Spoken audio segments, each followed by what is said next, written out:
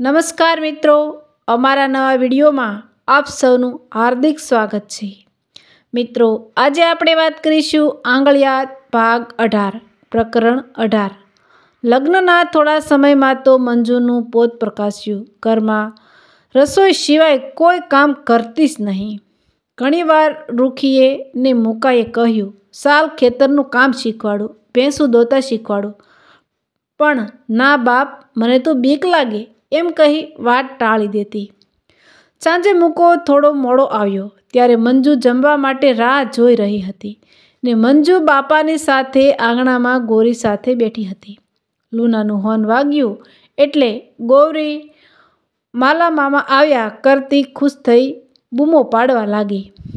મૂકો રોજ સાંજે અચૂક ગૌરી માટે ચોકલેટ ને બિસ્કિટ જેવી વસ્તુઓ લઈ આવતો।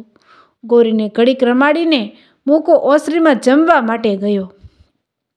મંજુ ધીમા અવાજે બોલી કે તમને રૂખીબેનની કંઈ ચિંતા જેવું છે કે નહીં?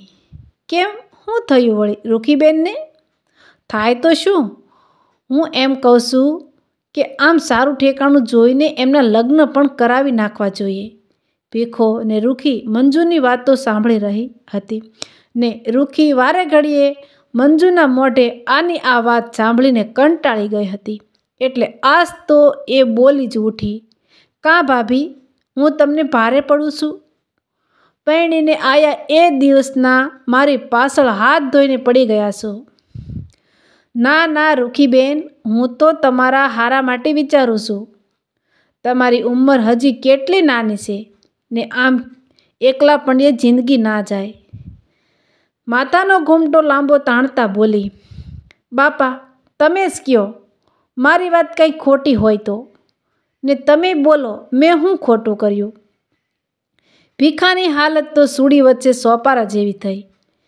કંઈ જવાબ ના આપ્યો ને મૂકો મંજુનો પક્ષ લેતા બોલ્યો, રૂખીબેન, તારી ભાભી હાવ હાસું બોલે છે।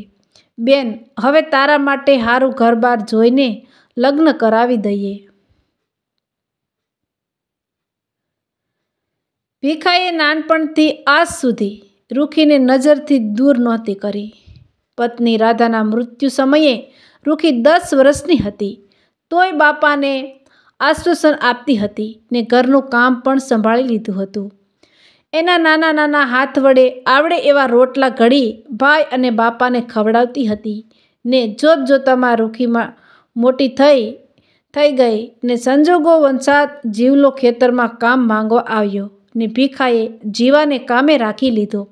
એની મહેનતને ધગસ જોઈ ભીખાએ રૂખી માટે યોગ્ય ગણી જીવલા સાથે લગ્ન કરાવી ખેતરમાં નજર સામે જ ઘર બનાવી આપ્યું ને આજે મંજુના મોઢે રૂખીના લગ્નની ઉતાવળ સાંભળીને ભીખાની આંખો ભીની થઈ ગઈ। ભીખો મજબૂર હતો, શું કરી શકે? મંજુ હવે ઘરની વહુ હતી ને ભાઈબંધની દીકરી એટલે મંજુને તો કંઈ કહેવાય એવું જ નહોતું ને મૂકો પણ હવે મંજુની વાત તો જ માનતો। મૂકો એ ભૂલી ગયો હતો કે પોતાના કારણે જ દેવતા જેવો પતિ રૂખીએ ગુમાવ્યો હતો।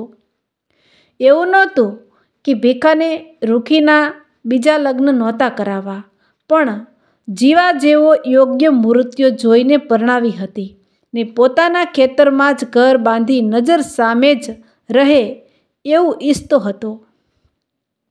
પણ મંજુને બહુ ઉતાવળ આવી હતી રૂખીને ઘરમાંથી કાઢી મૂકવાની। રૂખી પણ બધું સમજતી હતી એટલે ઘરમાં ભાઈ ભાભી વચ્ચે કંકાસ ના થાય એનો ખ્યાલ રાખતી હતી। રાયસંગજી બીજા દિવસે પણ કાગળો જોવાના બહાને ભીખાના ઘેરે આવે છે ને એ સમયે રૂખી બહાર ગૌરી સાથે રમતી હતી ને ભીખો ખાટલે બેઠો સલમ ફૂંકી રહ્યો હતો। એ આવો આવો મહેમાન, રામ રામ। રાયસંગજી જગાભાઈના ભાઈબંધ એટલે ભીખો પણ એમને ભાઈબંધ જેવો માનતો હતો। મૂળ તો રાયસંગજીની નજર રૂખી પર બગડી હતી એટલે જ સખેંડાથી અહીં લાંબા થતા હતા। જમીન તો માત્ર એક બહાનું જ હતું। આજે તો રાયસંગજી ગૌરી માટે ઠેલી ભરીને નાસ્તાના પડીકા લાવ્યા હતા। ગૌરીની નજર પણ રાયસંગજીની નજરને પારખી ગઈ હતી.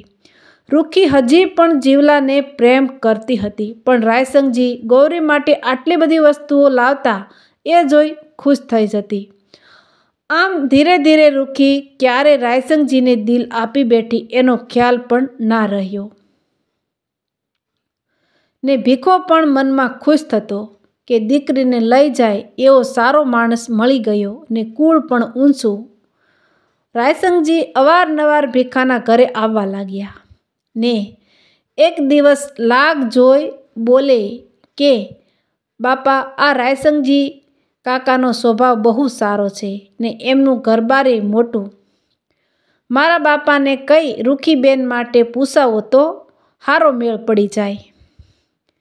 રૂખીએ તો વિચાર્યું હતું કે જીવાની યાદમાં ગૌરી સાથે બાપના ઘેર જિંદગી પૂરી થઈ જશે. મુકાના લગ્ન પહેલાં મંજુને જોઈ ત્યારે પૂરો ભરોસો હતો કે ભાભી એને કદી ઘરમાંથી નહીં કાઢે, પણ રૂખીની ધારણા ખોટી પડી. મંજુ જેટલી વાર પિયર જતી એટલી વાર એના મા બાપને ખોટું કહેતી કે મારી નણંદ રૂખી મને બહુ હેરાન કરે છે ને એટલે ગમે તેમ કરી રૂખીના બીજા લગ્ન ગોઠવાય એમ કરો.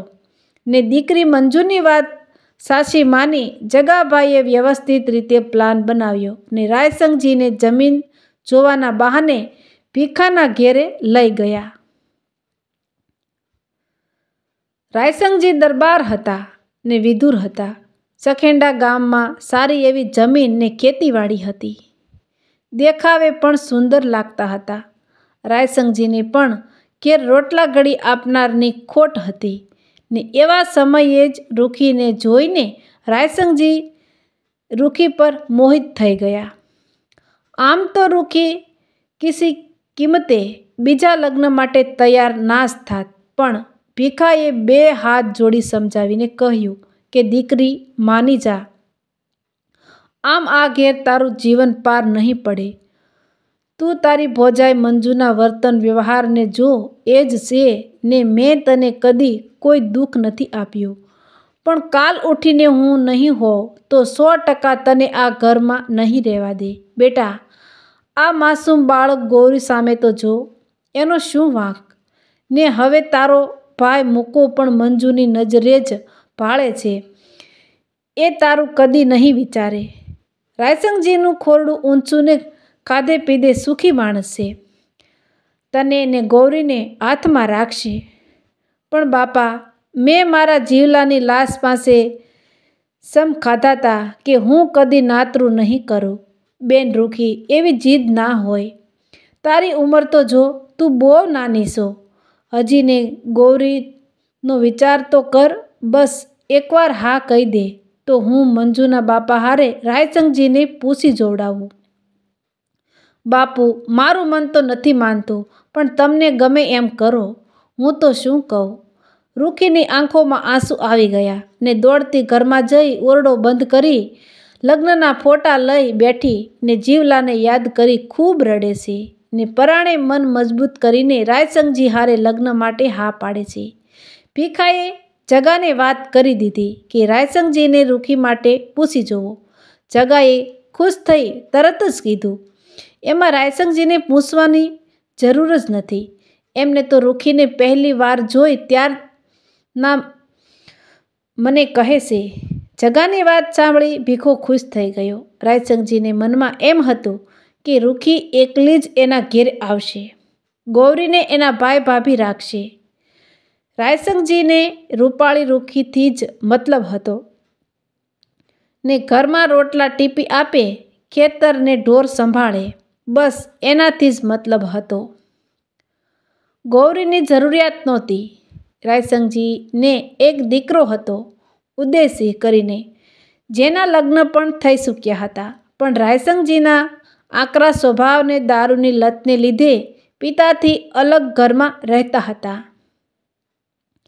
જગાભાઈ આ બધી વાત જાણતા હોવા છતાં ભીખાને કે રૂખીને આ વાત જણાવી નહીં ને અંધારામાં રાખ્યા.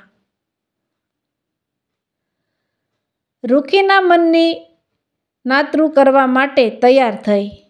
મંજુ તો રાજીના રેડ થઈ ગઈ, મુકાએ રૂખીને પાસે બેસાડીને પૂછ્યું, બેન રૂખી, તું ખુશ તો છે ને?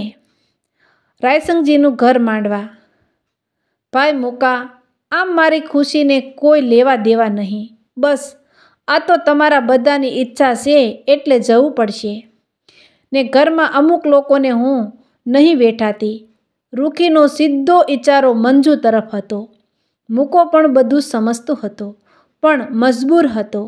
મંજુ આગળ ઘરમાં કોઈનું ચાલતું નહીં.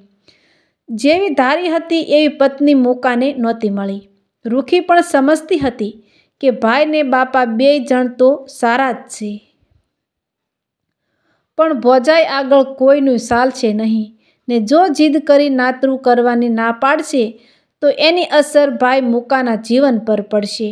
ને મૂકાનું ઘર ભાંગી જશે. ને પાડોશીઓ ને ગામમાં લોકો મારી જ વાતો કરશે કે રૂખીએ જ મૂકાનું ઘર ભંગ કરાવ્યું. એમ લાંબુ વિચાર્યું ને પછી રાયસંગજીના ઘરનું પાણી ભરવાનું વિચાર્યું. રાયસંગજી અવારનવાર ભીખાના ઘરે આવવા લાગ્યા ને પછી રૂખીને ઘેર ક્યારે લઈ જવું એ પણ પૂછી લીધું.